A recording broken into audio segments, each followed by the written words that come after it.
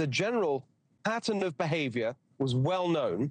And that's why it's so sickening to me that you see all these Democrat politicians and organizations, whether that's the teacher unions, SEIU, Adam Schiff, all of the Nancy Pelosi gang in Congress endorsing Eric Swalwell, knowing that these rumors were there.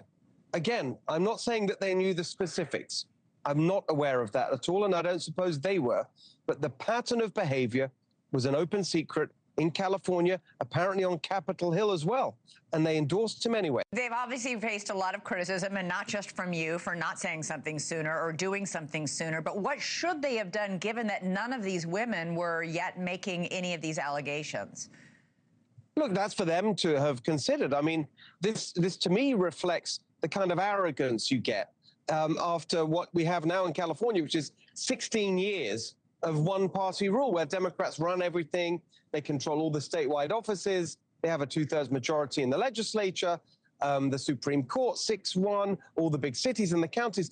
It develops a kind of arrogance and a certain contempt for the voters, for the electorate, where all they think about is their internal audiences and their clinging to power. One analyst said California Republicans have been in the political wilderness for almost 2 decades, and I don't see that changing anytime soon.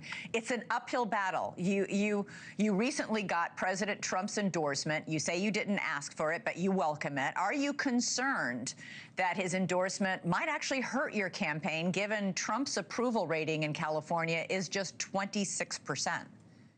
Well, quite the opposite.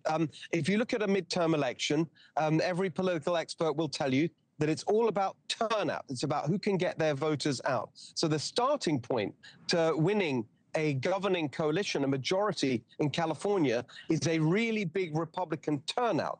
And the president's endorsement will most definitely help with that, as will the fact that we have voter ID on the ballot in California in November. That'll help get Republicans out to vote. Of course, we need to go beyond that. And the platform that I'm running on, which actually can be summed up in one word, Califordable, is something that goes way beyond party lines. It's not particularly partisan or divisive. It's very simple, practical things. $3 gas, cut your electric bills in half, your first 100 grand tax-free, a home you can afford to buy. Califordable. How are you going to get gas prices down to $3 a gallon? It's nearly $6 a gallon right now in California. It's the highest, most expensive gas in the country.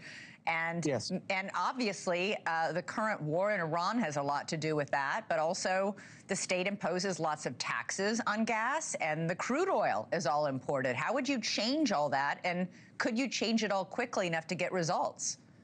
Yeah, well, you listed some of the most important factors there. Of course, we have the temporary spike as a result of what's going on in the Middle East. But even before that, California gas was at least $2 a gallon higher than the rest of the country, entirely because of those things you listed. The fact that we are shutting down California oil and gas production. We now import nearly 80% of the oil we use, even though we have abundant oil reserves here in California. That's led not only to higher costs because of the import costs, but also the closing down of refineries, which means that the costs go up. The regulations that are imposed on refineries are way excessive compared to what we need to protect our environment. All those things can be changed, and that plan would give us $3 gas. I think we can do it pretty quickly, given that actually before the war, most states in America, even those without abundant oil reserves like we have in California, had $3 gas or below.